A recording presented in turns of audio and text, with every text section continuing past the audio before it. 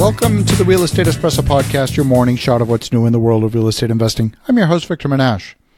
Today's episode is about a proposed new piece of legislation that could set some very dangerous precedents for real estate investors. But first, if you like what you're hearing on the Real Estate Espresso Podcast, go tell 2 friends about the show. We'd love to have them as a listener. Why keep all this goodness to yourself? Spread the love around. We are back, and today we're talking about a new piece of legislation that could have some very dangerous and far-reaching implications for real estate investors.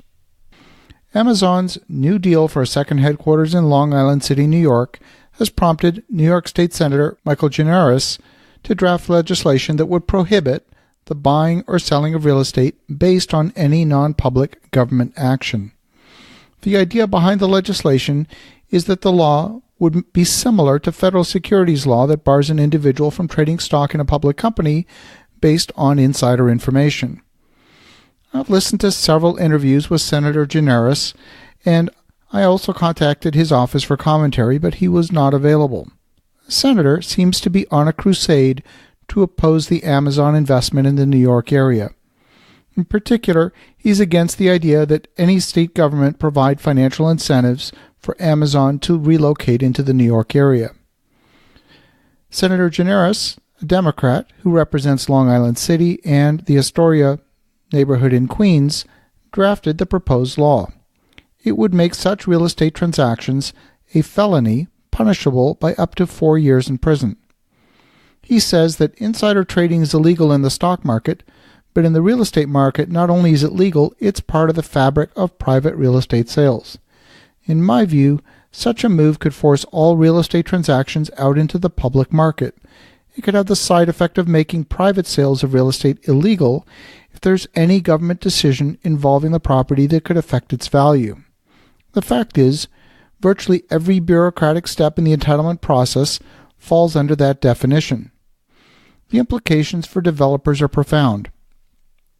Imagine that I put together a deal with a landowner where I offer the seller much more than the property's worth today, subject to approval of a zoning change.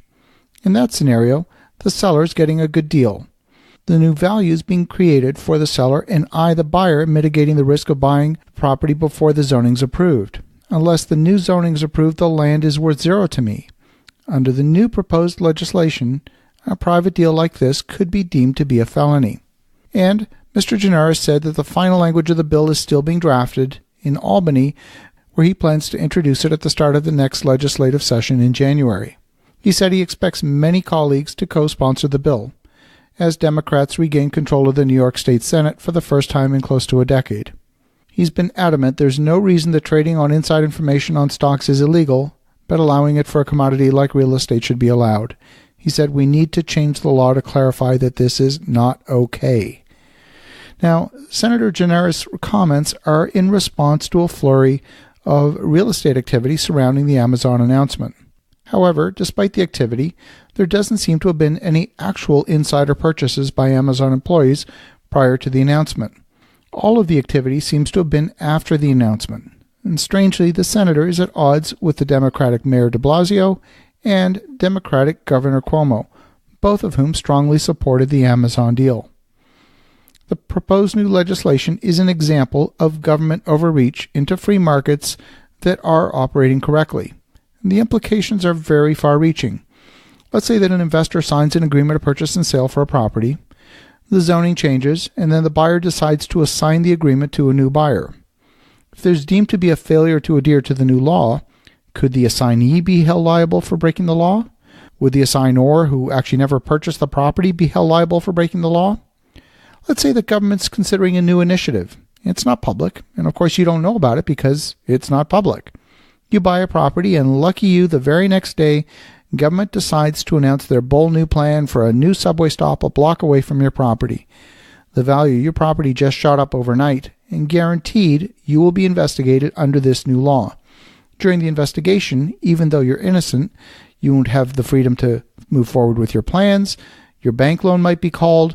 All kinds of implications stem from this crazy new piece of legislation. So you're thinking about this, pay attention to what's happening in your government. Have an awesome day. Make some great things happen. We'll talk to you again tomorrow.